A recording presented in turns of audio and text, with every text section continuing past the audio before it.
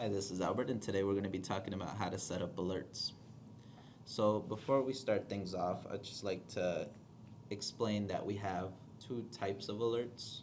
We have platform based alerts, which are software based, and we have hardware based alerts, which is hardware based alerts. So, we'll go to Tools and Settings,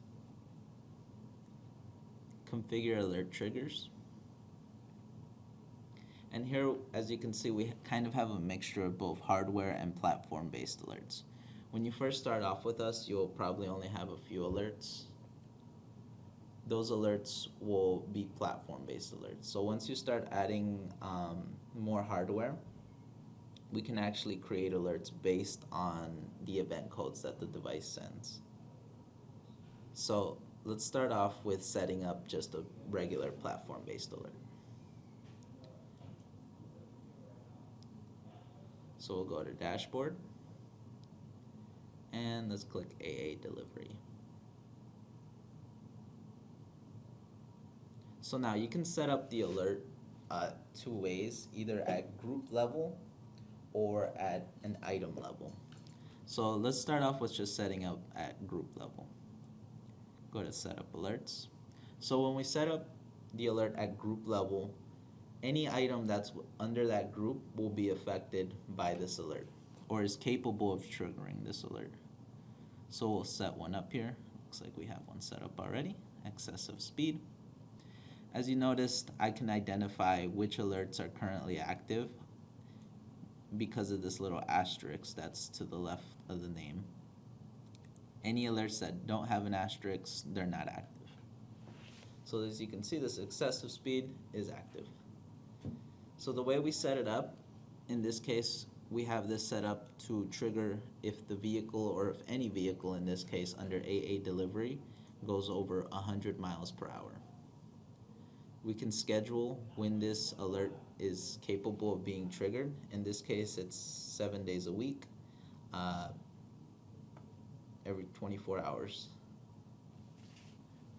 So let's say I only wanted this during weekdays. We can have this Monday through Friday, 8 a.m., 6 p.m. If we look at ignore duplicate alerts within minutes, this just ignores, let's say if we get this same alert twice within 2 minutes, we'll only display one. We have display options, which are this display type. We have it currently set to optional response. So what this optional response is that you'll actually get a pop-up notification within your browser displaying whatever question that you decide to put here. So normally the question is something like, hey, do you acknowledge this alert? Or just, be aware that this was triggered or something. You can really put anything in this box. So that way the person that's actually, checking on the alerts and is supposed to be looking of, hey, someone hit a panic button, they can reply back, either whether it's optional or required, saying, yes, I acknowledge, things like that. We have this show zoom button, to just kind of zoom into the alert. You'll have a little button that will do that for you. Priority level, we have normal, high. What is the priority level of this alert? Normally you would want to set up panic buttons, things like that, as a higher priority than something like an ignition. But that's all based on preference and, your business needs. You have the alert image, which would display on the map when this alert is triggered. You have the alert sound, so when you actually get that pop-up up there, you'll get a noise or sort of more of an audio notification when that's triggered. And then repeat sound kind of just repeats the alert sound here until you acknowledge it. We have delivery, which is how you receive the notification.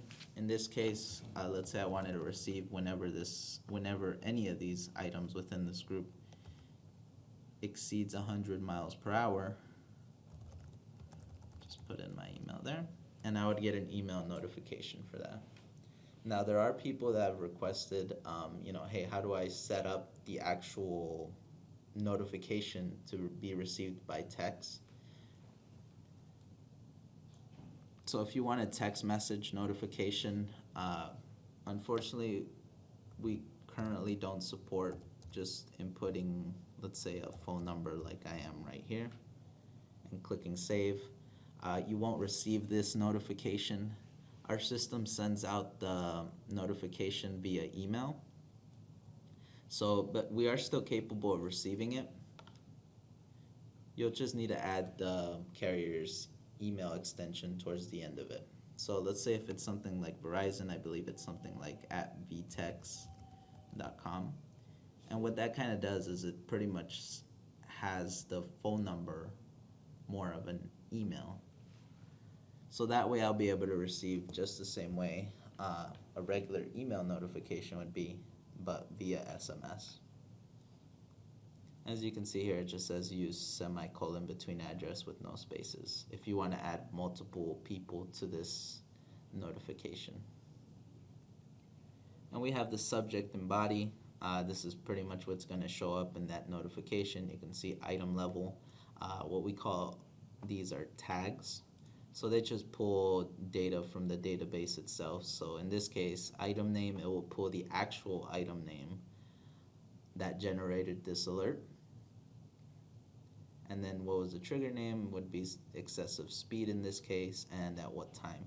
And you can actually change these around to make it, maybe a little bit more simpler for the end user, or however you want to customize it.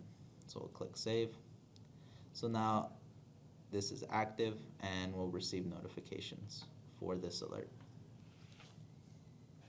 Now let's try to set up a custom alert, which is hardware based. So what we need to do is log in as site admin. So once we're in site admin, we'll go to manage client hardware.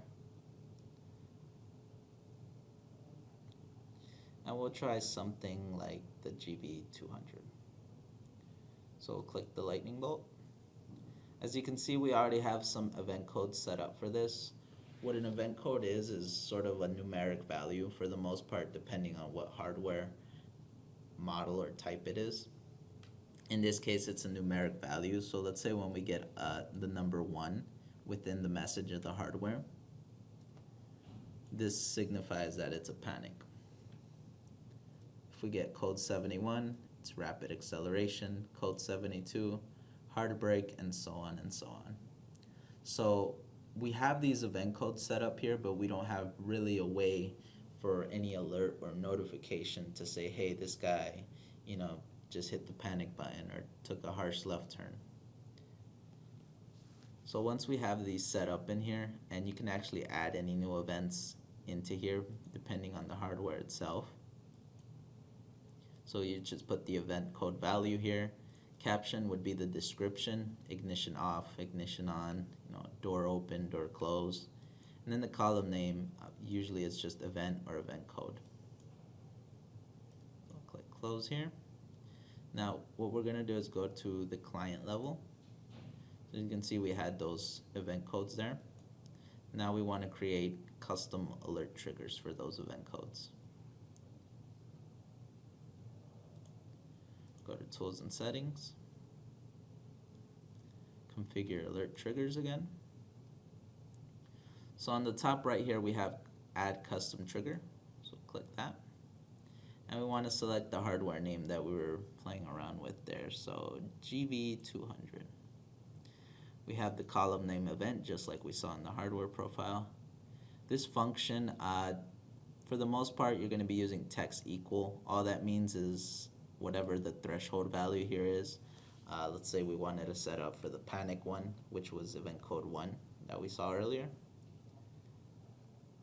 And pretty much it's like text equal 1. So if it equals the value of number 1, we'll trigger this. We have different functions, like if it's text not equal, so if it's not equal to 1, if it's in 1, if it's not in 1, if it's like 1, and so on and so on. So we have trigger name, we know this was a panic, so we'll just put GB200 panic.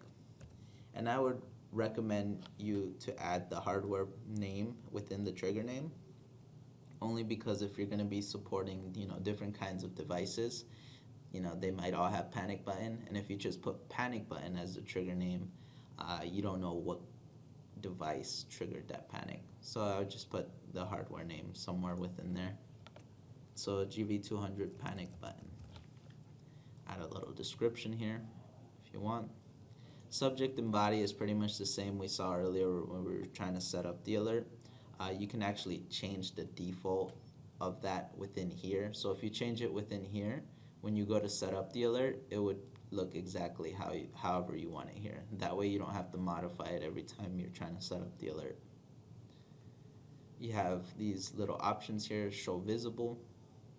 So if you click visible, we can actually see this alert when you go to set it up either at the group or item level. We have show frequency, which is how frequent or pretty much the dates of when this alert is to be triggered. Show in monitoring center. So when you're a monitor user and you're using the monitoring center, they pretty much have the capability of seeing this alert in the monitoring center. And we have show value, which is just the threshold value we see down here. Usually if it's an event code, it doesn't really ever get modified, so you don't want the end user to see that. So you would kind of uncheck mark this. But that's also optional. It said if you want them to see the threshold value, you would just check mark this.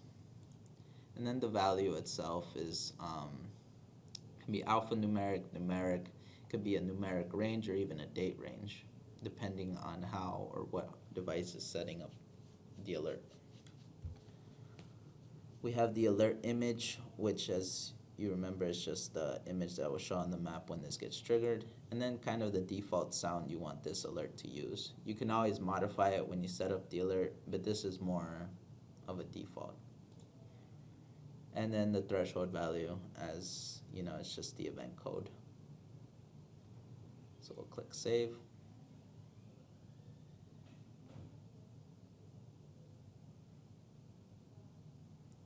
Now that that's saved, we'll go back to the dashboard. And go to AA delivery. Go to setup alerts.